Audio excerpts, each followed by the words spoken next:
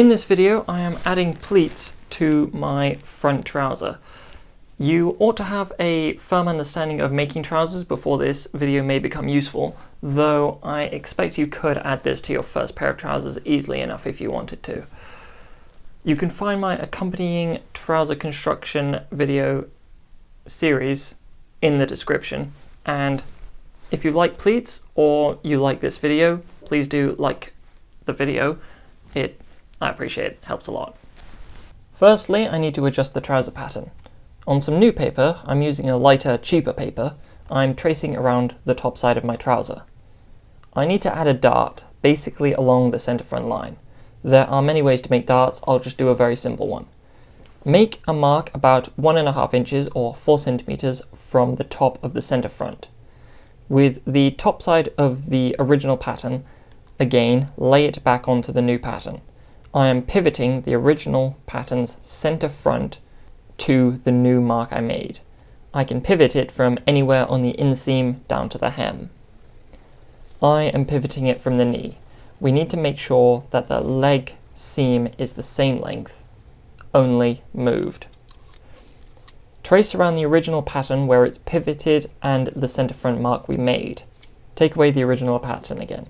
Again, there are multiple ways we could make the pleats, like we could mark out from the center front equally on either side of the center front, or even put another pleat in somewhere else.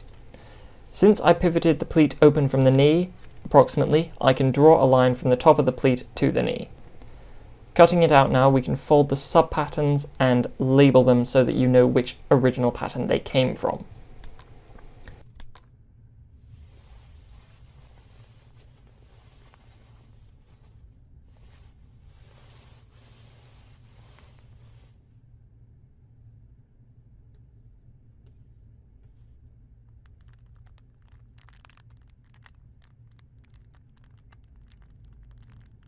We can strike out the pattern as normal, taking the internal details, including the two sides of the pleat.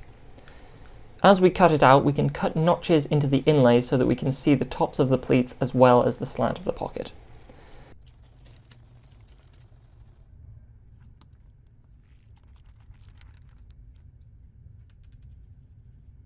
As we mark stitch, we can mark the center front line as normal, but we only need to make a couple of marks in the top of the pleat to close it. This is a forward pleat, so the center front is being moved towards the fly to close it. We put the pleat into the trouser when we get to the point of pressing the center front crease, as we finish preparing the trouser. I don't have a lining, but if you did, you'd put it onto the trouser before closing the pleat. Press the crease like normal. Lay out the trouser flat, and you'll move the crease over to the mark stitches and notch. Since we know that the pleat will finish at the knee, we can make sure that as we fold the center front line over, it begins to drape flat by the knee. We only need to press the top few inches of the pleat. The last thing we need to do is secure the pleat in place. Make sure the waistband is marked on clearly. You will usually have mark stitches showing the waistband, but this linen didn't take to them well. With the waistline, you need to do a machine stitch 0.5 centimeter below it across the pleat to hold it in place. It needs to be 0.5 centimeter below the mark stitches so that it's as close to the waistband seam as possible, because when the inlay is pressed down, it needs to be able to open up. If you sew much further from where the seam will be, it may become too tight. For reasons I'm still questioning, my original trouser making method has the top side inlay pressed up into the waistband, so it doesn't matter so much, but still. Of course, make sure the stitch is holding the pleat closed.